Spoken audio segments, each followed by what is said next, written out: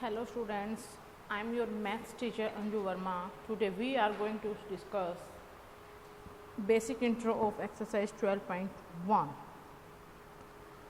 So first of all, this is your topic number 14, factorization. Its learning objectives are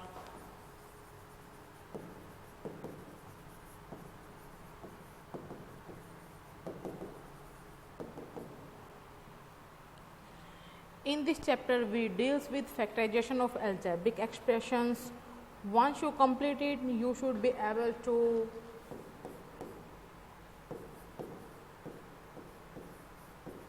factorize the given algebraic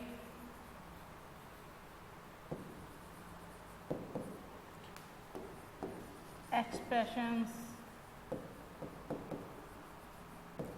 using different method.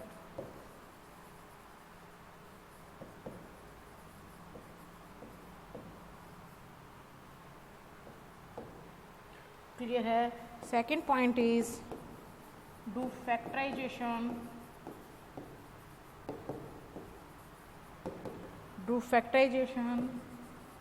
using identities. आपको identity का use जो है वो किस तरह से करना है. Third, do division of algebraic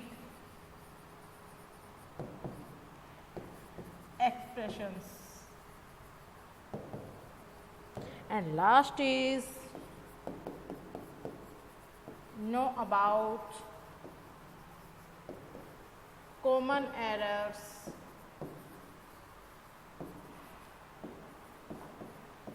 occur while solving algebraic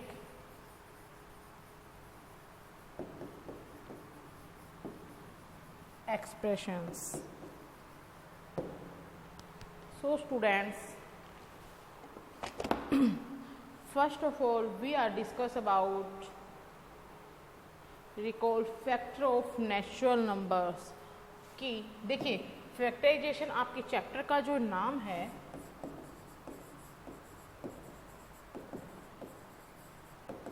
इसी से एक वर्ड निकल कर आता है कि फैक्टर. क्लियर है? फैक्टर पर हम काम 7th स्टैंडर्ड में बहुत अच्छे से कर चुके हैं. सो अब हमें क्या करना है, सिर्फ रिकॉल करना है. तो first of all factors of natural numbers. Factors of natural numbers. Clear है? कोई भी नेचुरल नंबर हो तो उसके क्या क्या फैक्टर हो सकते हैं. फॉर एग्जाम्पल कि आपने यहाँ पर 24 ले लिया. क्लियर है? या फिर हम कह सकते हैं कि 24 जो है वो किस किस की टेबल में आता है. क्लियर है? या फिर 24 जो है वो किन किन नंबर्स का मल्टीपल प्रोडक्ट है. क्लियर है? तो फर्स्ट ऑफ ऑल 1 एक ऐसा कॉमन फैक्टर है जो सभी एल्जेब्रिक हो या फिर नेचुरल नंबर्स हो तो उनका एक कॉमन फैक्टर होता है. So 1 is multiply by 24, then result is 24. 2 is multiplied by 24, then result is also 24. Clear है? 3 is multiplied by 3 8 जा 24. Clear है? 4 6 जा also 24. 6 4 जा also 24. And 8 3 जा 24. 12 2 जा 24 and 24 1 जा 24. So factors of 24. So factors of 24. अब जो 24 के फैक्टर्स रहेंगे बच्चे वो क्या रहेंगे देखिएगा. 1 1 2 3, 4, 6, 8, 12 and 24 are the factors of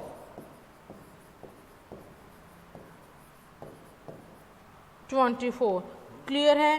तो इस तरह से जो है हम किसी भी नेचुरल नंबर्स के जो हैं वो फैक्टर्स जो हैं वो निकाल सकते हैं कि वो कौन कौन से टेबल में जो हैं वो आते हैं या फिर वो किन टू नंबर्स के जो है वो मल्टीपल प्रोडक्ट है। So now we start factors of algebraic expressions. Factors of algebraic expressions. कोई भी आपको अलजेब्रिक एक्सप्रेशन दे रखी है, सो अब आपको क्या करना है कि उसके जो हैं वो फैक्टर बताने हैं कि उसके फैक्टर क्या हैं। फॉर एग्जांपल आप ले लीजिए कि 5xy, यानी कि यहाँ देखिएगा कि इनके बीच में कोई भी साइन नहीं है। इट मीन्स कि यहाँ पर जो साइन है वो मल्टीप्लाई का साइन है। क्लियर है? सो इसके जो फैक्टर्स रहेंगे 5 is multiply bye x and y। Clear है? नेक्स्ट देखिएगा कि सेकेंड नंबर देखिएगा कि 3x x प्लस 2। अब हमें इसके अगर फैक्टर बताने हों तो वो क्या रहेंगे। देखिएगा कि 3x के बाद यहाँ जो है यहाँ पर कोई साइन नहीं है, तो इसका मतलब है कि यहाँ पर मल्टीप्लाई का साइन है। क्लियर है? यानी कि 3 into x plus 2, x plus 2 एक फैक्टर है, ना कि ये 2 फैक्टर है। क्लियर है? क्योंकि यहाँ पर जो है वो प्लस का साइन दिया हुआ है, तो ध्यान रखेंगे कि x प्लस 2 जो है वो 3x का जो है वो एक कॉमन फैक्टर है। क्लियर है? तो इस तरह से हम जो हैं वो किसी भी अलजेब्रिक एक्सप्रेशन के जो हैं वो फैक्टर्स जो है वो फाइंड आउट कर सकते हैं। नेक्स्ट देखिएगा कि 10x x plus 2 and x plus 3। अगर इस तरह से कोई भी एक्सप्रेशन आपको दे रखी हो तो आपको किस तरह से इसको सोल्व आउट करना है। तो देखिएगा अगर आप 10 के फैक्टर करें, यानी कि 2 5 जा 10, 2 इंटू 5, साथ में x भी है तो मल्टीप्लाई बाय x, एंड यहाँ पर देखिएगा कि x plus 2 and x plus 3 ये 10x से मल्टीप्लाई हो रहे हैं, यानी कि multiply by x plus 2 and x plus 3। Clear है? तो इस तरह से आप जो हैं वो फैक्टर्स जो है वो निकाल सकते हैं किसी भी अलजेब्रिक एक्सप्रेशन के। क्लियर है? अब देखिएगा कि method of common factor, method of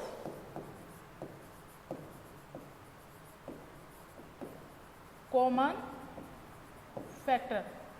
देखिएगा कि अगर आपको कोई भी एक्सप्रेशन दे रखी हो और आपको क्या करना हो कि उसमें से कॉमन यानी कि साझे फैक्टर निकालने हो, तब आप किस तरह से उसे निकालेंगे। देखिए कोई भी expression, for example 2x plus 4, ये 2 टर्म वाली एक एक्सप्रेशन दे रखी है, यानी कि देखिए फर्स्ट टर्म यानी कि 2x, इसके जब आप फैक्टर बनाएंगे यानी कि 2 is multiply bye x। Second, अगर 4 है, 4 की जब आप फैक्टर बनाएंगे, 4 एक नेचुरल नंबर है तो इसके जो फैक्टर होंगे 2 इज मल्टीप्लाई बाय 2। और दोनों में से ही देखने से हमें पता चल रहा है कि 2x प्लस 4 का जो कॉमन फैक्टर है, जो साझा फैक्टर है यहाँ पर, वो क्या है बच्चे बताइएगा।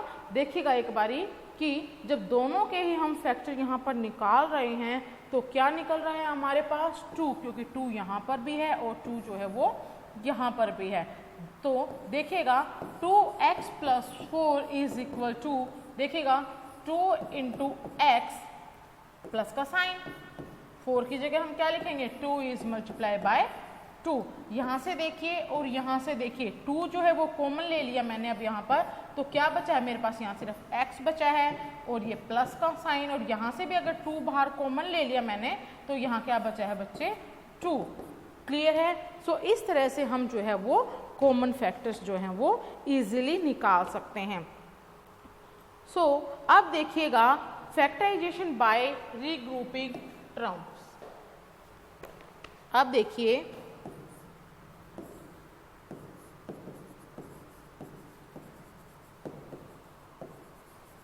Factorisation bye regrouping terms. आपको कोई भी एक्सप्रेशन दे रखी, कोई भी पॉलिनोमियल एक्सप्रेशन यहाँ पर दे रखी है, ठीक है, आप उसकी टर्म्स को, उसकी चाहे जो भी टर्म्स दे रखी हैं उसको आप किस तरह से मैनेज करते हुए जो है वो फैक्टराइज कर सकते हैं, आप किस तरह से उसके जो हैं वो फैक्टर जो है यहाँ पर बना सकते हैं, वो अब हमें जो है वो यहाँ पर बताना है। तो देखिएगा कि किस तरह से, फॉर एग्जाम्पल कि यहाँ पर दिया हुआ है 2xy plus 2y plus 3x plus 3। देखिएगा फर्स्ट टू टर्म को अगर हम देख रहे हैं तो 2 यहाँ भी है और 2 यहाँ भी है, एंड y यहाँ भी है और यहाँ भी है। और नेक्स्ट टू टर्म को अगर हम देख रहे हैं तो यहाँ 3 है, सो यहाँ भी 3 है। या फिर अगर आप देखें कि फर्स्ट एंड थर्ड टर्म को आप देख रहे हैं तो दोनों में ही क्या है, x कॉमन है।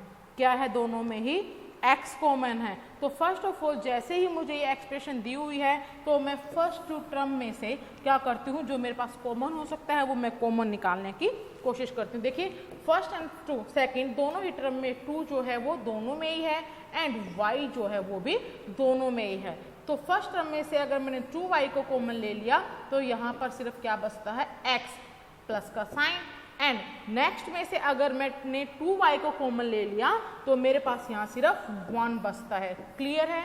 अब देखिएगा नेक्स्ट प्लस का sign, third and fourth term में से अगर मैं कंपेयर करूं देखूं तो मुझे दिखता है कि 3 एक ऐसा नेचुरल नंबर है जो दोनों में ही है, ठीक है। अगर थर्ड टर्म में से मैं थर्ड एंड फोर्थ टर्म पर अगर मैं काम कर रही हूँ और मैं यहाँ से 3 ले लेती हूँ तो मेरे पास यहाँ सिर्फ x बचता है।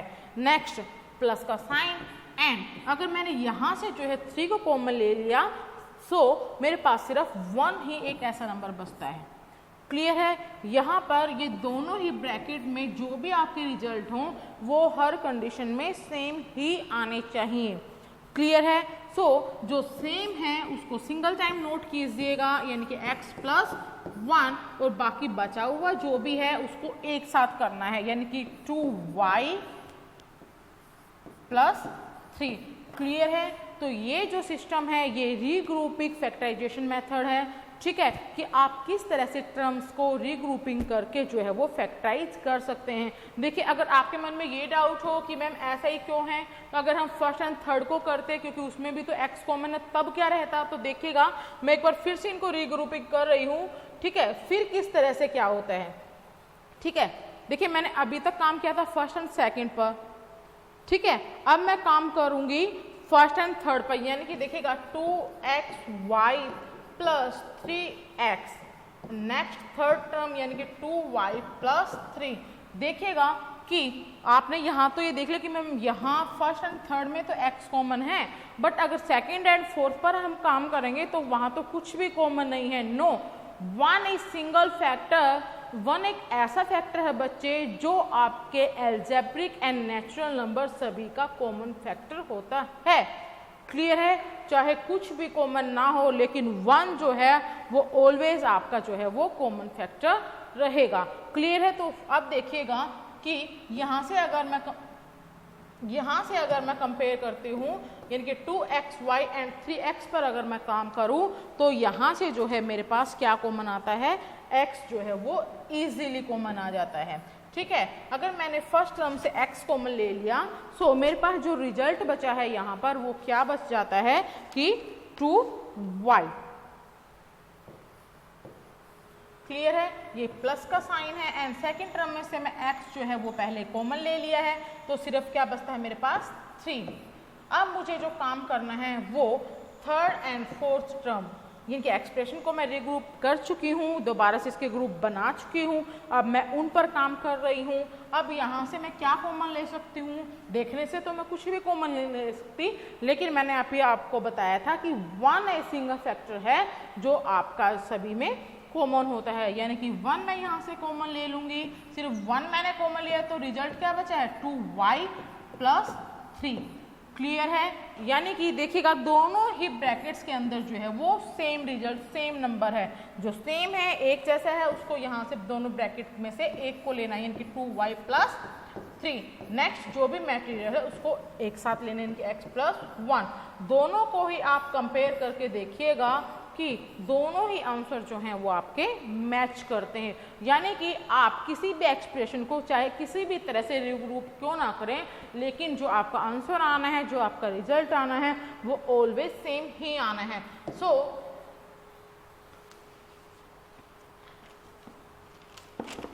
Now let we start exercise 14.1।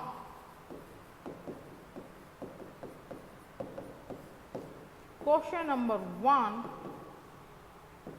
part number 1st, find the common factor of the given terms। अब हमें क्या करना है कि 12x and 36 ये हमें यहाँ पर 2 टर्म दे रखी हैं और उसमें से हमें क्या निकालना है कि कॉमन फैक्टर यहाँ पर निकालना है 12x। अब मुझे इसका मतलब है कि क्या करना है कि 12x को पहले क्या करना पड़ेगा कि फैक्टराइज करना पड़ेगा। ठीक है, 12x यानी कि देखिएगा प्राइम फैक्टर कर लो, या तो 12 के 2 6 जा 12 एंड 2 3 जा 6, 3 1 जा 3, यानी कि 2 × 2 × 3 × x। क्लियर है? नेक्स्ट 36, अब 36 के मुझे फैक्टर करने हैं। 36 एक नेचुरल नंबर है, यानी कि इसके भी प्राइम फैक्टर कर लीजिए। 2 से 2 1 जा 2 एंड 2 8 जा 16, 2 9 जा 18, 3 3 जा 9 एंड 3 1 जा 3, इनके 2 × 2 × 3 × 3। अब देखिएगा कि दोनों ही टर्म को कंपेयर करते हुए देखिएगा कि अब इसमें से जो है वो क्या कॉमन है। तो देखने भर से हमें पता चल रहा है कि यहाँ पर जो कॉमन है वो क्या है। देखिए 2, नेक्स्ट 2 एंड 3 लिखेगा common factor of 12x and 36 is 2 × 2 × 3। देखिएगा 1 factor common, second factor common and third factor common. Clear है? इनकी 2 is multiplied by 2 and multiplied by 3, 2 2 जा 4 and 4 3 जा 12। क्लियर है? तो इस तरह से आपको ये जो है वो सब पार्ट जो है वो सोल्व करने हैं। सो next part is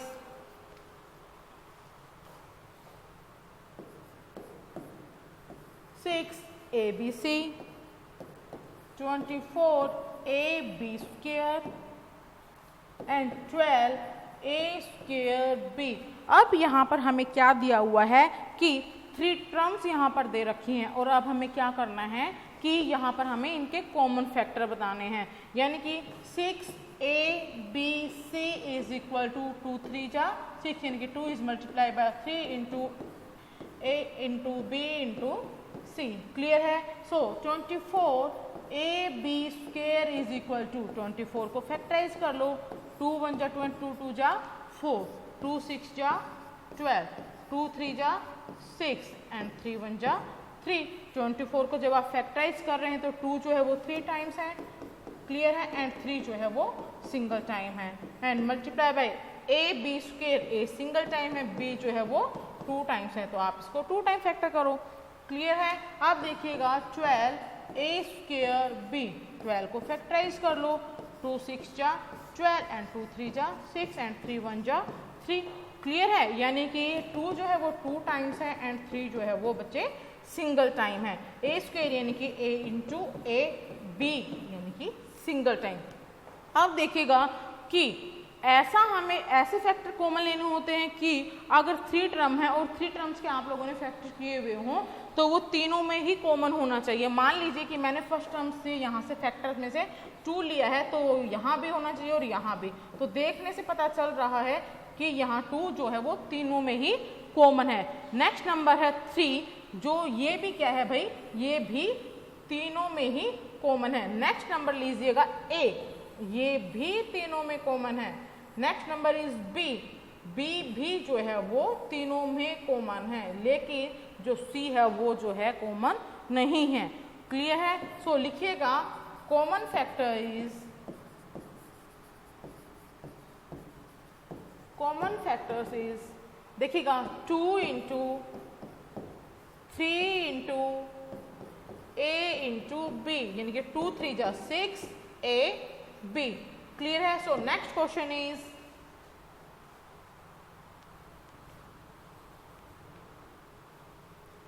seventh part. देखिएगा सेवंथ पार्ट में आपको दिया हुआ है 10p Q 20q r and 30rp। तीनों ही टर्म को आपने क्या कर लेना है, फैक्टर बना लेने हैं। पहले उसको फैक्टर बनाओ, पहले उसके 10p क्या हो गया, अगर आप फैक्टर बना रहे हैं इनकी 2 5 जा 10 इंटू p इंटू q। 20 देखिएगा 20q r 20, 2 1 जा 0 एंड 2 5 जा एंड 5 1 जा। क्लियर है? यानी कि 2 इंटू 2 इंटू 5। क्लियर है? इंटू क्यू इंटू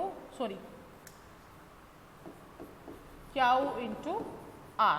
क्लियर है? अब देखिएगा 30rp, 30 को भी आप फैक्टराइज कर लो 2 से, 2 1 जा 2 एंड 2 5 जा 10। क्लियर है? एंड 3 5 जा 15, 2 into 3 into 5 into R into P. देखिएगा कि तीनों ही टर्म के फैक्टर कर लेने के बाद अगर मैंने 2 लिया है फर्स्ट टर्म से, तो वो बाकी की 2 टर्म्स में भी होना चाहिए। तो देखने से पता चल रहा है कि जो 2 जो है वो हमारे तीनों ही टर्म के फैक्टर में है। नेक्स्ट 5 को देखने से भी पता चल रहा है कि वो भी हमारा क्या है, तीनों में ही कॉमन है। p को देखें तो वो फर्स्ट टर्म के फैक्टर में है एंड लास्ट टर्म के फैक्टर में है, बट सेकंड टर्म के फैक्टर्स में नहीं है। सो ये हमारा कॉमन फैक्टर नहीं होगा। So common factor are, so common factor जो रहेंगे आपके वो क्या रहेंगे, 2 into 5, then result is 10। So next part देखिएगा, part number 8। 3x² y cube 10x³ y², 6x² y² z।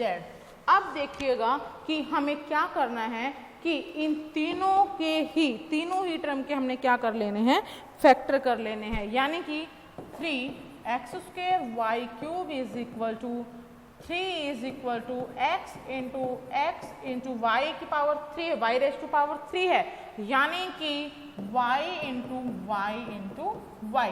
Next term is 10x³ y², यानी कि 2 5 जा 10 into x into y raise to power 2 है, it means y into y। Next term is 6x² y² z is equal to 2 3 जा 6 into x² यानी कि x into x, y² यानी कि y into y into z। Clear है? अब देखिएगा कि तीनों ही टर्म के फैक्टर को अगर हम कंपेयर करें और उसमें से कॉमन निकालने की कोशिश करें, देखिएगा 3 जो है वो फर्स्ट एंड लास्ट टर्म में कॉमन फैक्टर है बट सेकंड में नहीं है। सो इसको हम कॉमन फैक्टर नहीं ले सकते। सेम एज अब आप देखिएगा कि x जो है वो फर्स्ट सेकंड एंड थर्ड तीनों में कॉमन है, नेक्स्ट x भी जो है वो तीनों में कॉमन है। आप देखिएगा कि y भी जो है वो तीनों ही टर्म के फैक्टर के अंदर जो है वो 2 टाइम्स कॉमन है। क्लियर है? अब देखिएगा यानी कि कॉमन फैक्टर आर, जिसके कॉमन फैक्टर है वो x into y into y। Clear है? यानी कि x raise to power 2 and y raise to power 2। Clear है? So next question is question number 2।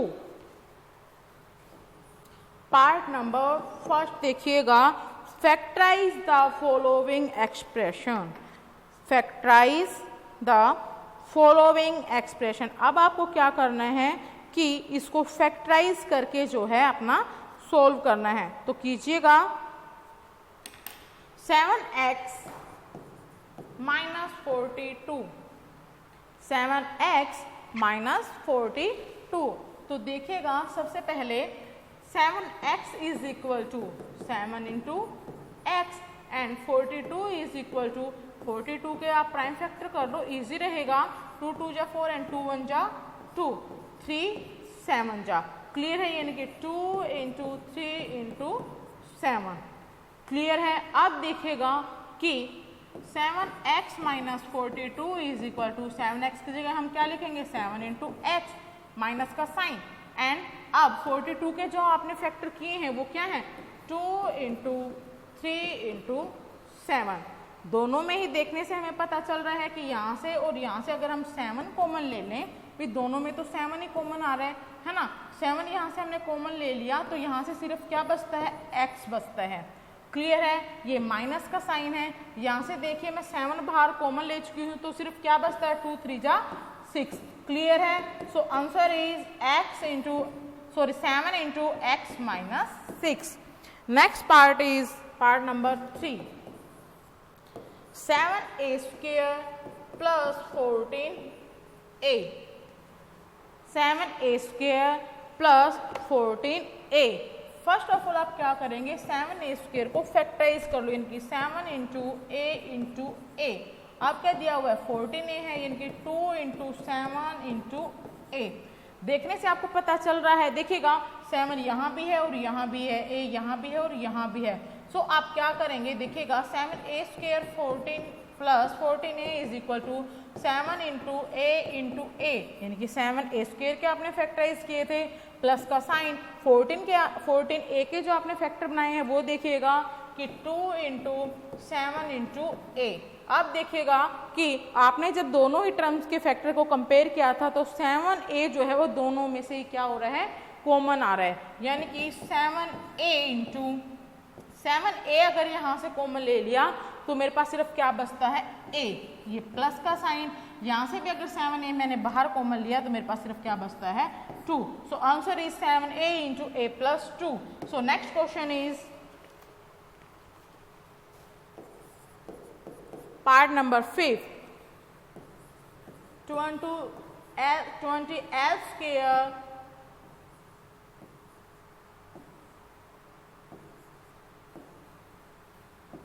m 20l square m plus 30al m। अब देखिएगा आपको क्या करना है कि इसको भी आपने क्या कर देना है फैक्टराइज कर देना है, क्लियर है। तो इसको फैक्टराइज करते हुए देखिएगा कि जब आप 20 के फैक्टर बनाएं तो प्राइम फैक्टर करके देख लीजिए, इजी है। 2 1 जा 2 एंड 0 एंड 2 5 जा 10 एंड 5 1 जा 5, यानी कि 20l square m is equal to 2 into 5 into l into m, clear है। अब देखिएगा 30al m is equal to 30 को आप फैक्टराइज कीजिएगा 2 से, 2 1 जा 2 एंड 2 5 जा 10, 3 5 जा 15 की 2 into 3 into 5 into l into m। ये आपने क्या कर लिए हैं दोनों ही टर्म के फैक्टर बना लिए हैं। तो देखिएगा कि इसमें दोनों ही टर्म को कंपेयर कीजिए और देखिए इसमें क्या कॉमन है, 2 यहाँ भी है और यहाँ भी है, 5 यहाँ भी है और यहाँ भी है, l यहाँ भी है और यहाँ भी है, m यहाँ है और यहाँ भी है, क्लियर है। अब देखिएगा कि 20l square m plus 30al m, जहाँ आपने 20l स्क्वायर m लिखा हुआ है वहाँ अब आप क्या करोगे कि इसके जो फैक्टर बनाए हैं वो नोट डाउन कर लोगे, क्लियर है कि 2 into 5 into l into m, clear है। ये प्लस का साइन रहेगा 30al m के जो आपने फैक्टर किए हुए हैं, यानी कि 2 into 3 into 5 into l into m, clear है। अब देखिए क्या कुछ कॉमन था, 2 5 LM यानी कि 2 5 जा 10 LM, यानी कि मैं यहां से क्या कॉमन ले लूंगी कि 2 इंटू 5 इंटू LM मैंने यहां से कॉमन ले लिया। 2 यहां से गया, 5 गया, L गया और M गया, सो रिजल्ट क्या बचता है, सिर्फ 2L। क्लियर है। नेक्स्ट प्लस का साइन, 2 यहां से ले चुकी हूँ, 5 ले चुकी हूँ, LM भी ले चुकी हूँ, then result is only 3। Clear है। अब देखिएगा 2 5 जा 10 LM into 2L plus 3। Clear है। सो नेक्स्ट क्वेश्चन देखिएगा, पार्ट नंबर 8।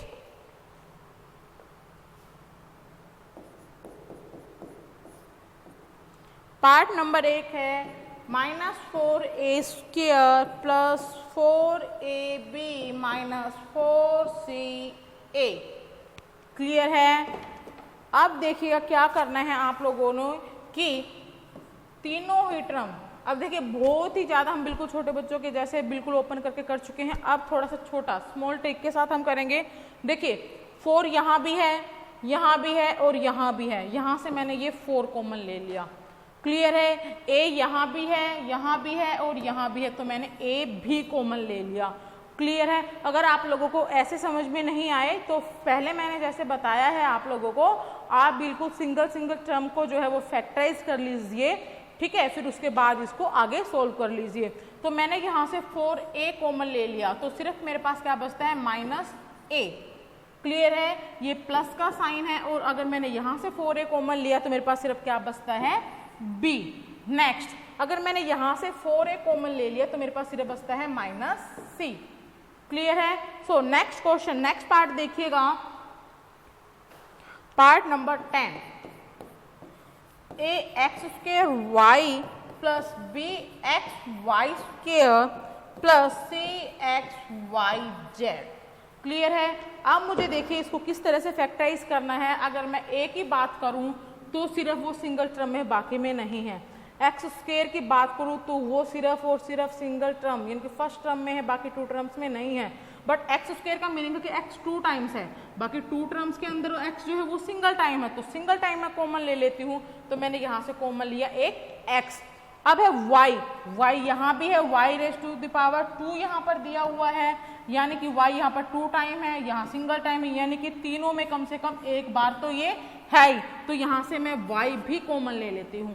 क्लियर है। अगर मैंने फर्स्ट टर्म से एक्स वाई को कॉमन ले लिया तो मेरे पास क्या बचा है, ax² था, यानी कि एक सिंगल x बचा हुआ है, प्लस अगर मैंने यहाँ से एक्स वाई को कॉमन ले लिया तो मेरे पास क्या बचता है, by, क्योंकि y की जो पावर है वो 2 है, प्लस यहाँ से मैंने एक्स वाई को कॉमन लिया है तो मेरे पास क्या बचता है, cz।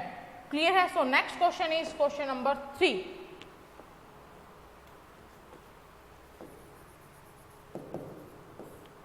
फैक्टराइज करना है। क्या करना है बच्चे, इसमें हमें इसको फैक्टराइज करके बताना है। तो देखिएगा x² plus xy plus 8x plus 8y कौन से सिस्टम से करना है, रीग्रुपिंग सिस्टम से। क्या करना है, रीग्रुपिंग सिस्टम से। आप इसके फिर से रीग्रुप कर लेंगे और क्या कर देंगे, इसको आप सोल्व करेंगे, ठीक है।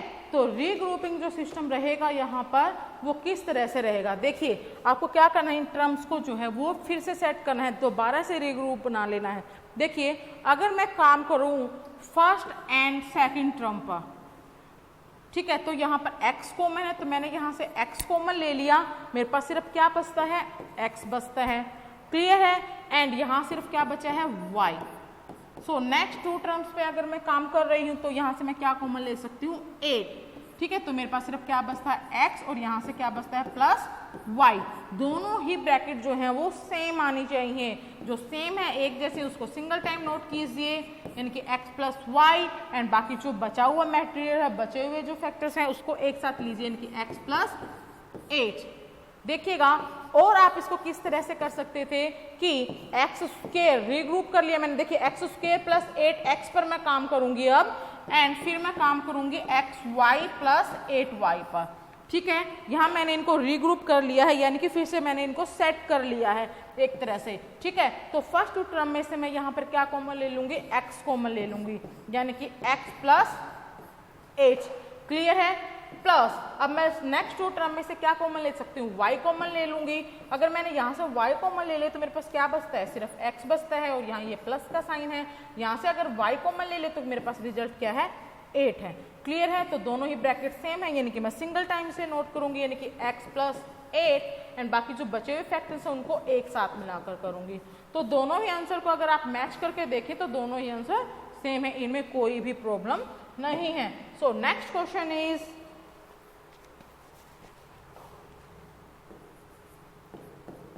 Part number 3, ax plus bx minus ay minus by। तो देखिएगा आप यहां से अगर फर्स्ट टू टर्म पर काम करें तो आप x कॉमन ले सकते हैं, नेक्स्ट टू टर्म के साथ अगर आप काम करें तो वहां से आप y को कॉमन ले सकते हैं। ठीक है, या फिर आप फर्स्ट एंड थर्ड पर काम कर सकते हैं, क्योंकि यहाँ से आप क्या ले सकते हैं, a कॉमन ले सकते हैं, और यहाँ से आप क्या कर सकते हैं, b कॉमन ले सकते हैं। क्लियर है, तो वो आप पर डिपेंड करता है। मैं क्या करूँगी, यहाँ पर फर्स्ट एंड सेकंड टर्म पर काम करूँगी। ठीक है, मैं यहाँ पर फर्स्ट एंड सेकंड टर्म पर ही काम करूँगी। तो दोनों में से मैंने यहाँ पर क्या ले लिया, x कॉमन ले लिया, क्योंकि वो दोनों में ही है। x अगर मैंने यहाँ फर्स्ट टर्म से कॉमन ले लिया तो मेरे पास क्या बचता है, a। सो प्लस अब देखिएगा कि जो नेक्स्ट टर्म है bx, अगर मैंने वहां से x कॉमन ले लिया तो मेरे पास सिर्फ रिजल्ट क्या बचता है, b। अब यहाँ देखिएगा कि मुझे क्या कॉमन लेना है, दोनों में ही y जो है वो सेम है, तो यानी कि मुझे y कॉमन लेना है, लेकिन y जो है मैं माइनस का कॉमन ले रही हूँ, तो ये जो है साइन चेंज हो जाएंगे ब्रैकेट के अंदर, क्योंकि मैं डालूंगी, यानी कि माइनस है तो प्लस का a हो गया है, और माइनस का अगर b है तो ये भी क्या हो जाएगा बच्चे, प्लस में चेंज हो जाएगा। ध्यान दीजिए, क्योंकि अगर आप इस ब्रैकेट को ओपन करेंगे तो वापस से ये साइन चेंज हो जाएंगे। मैंने पहले भी आपको बताया है कि अगर ब्रैकेट से बाहर आपका माइनस का साइन है तो अंदर के जो भी साइन होंगे वो चेंज हो जाएंगे। प्लस है तो माइनस हो जाएगा, माइनस है तो प्लस हो जाएगा। देखने से आपको पता चल रहा है कि दोनों ही ब्रैकेट सेम है, तो इसको हम सिंगल टाइम लिखेंगे, यानी कि a plus b। And next bracket is, यानी कि जो बचे हुए फैक्टर्स हैं उनको से एक करके लिखेंगे मिलाकर, यानी कि x माइनस में y। क्लियर है, सो नेक्स्ट क्वेश्चन इज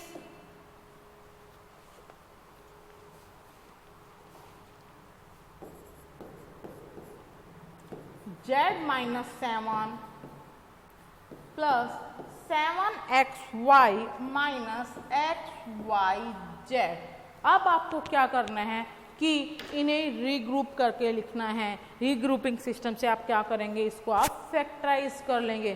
पहले आप टर्म्स को रीग्रुप कीजिए। मान लो मैं अगर यहाँ पर काम करती हूँ तो मैं यहाँ से क्या कॉमन ले सकती हूँ, ज़्यादा से ज़्यादा यहाँ पर क्या पर कॉमन ले लूँगी, भाई 1 कॉमन ले लूँगी, है ना। और यहाँ से क्या कॉमन ले लूँगी, xy कॉमन ले सकती हूँ। ठीक है, तो सबसे पहले मैं क्या करूँगी, इनको रीग्रुप कर लूँगी। रीग्रुप करने का मतलब है कि z और z, यानी कि z minus xyz, next two term यानी कि प्लस 7xy माइनस 7।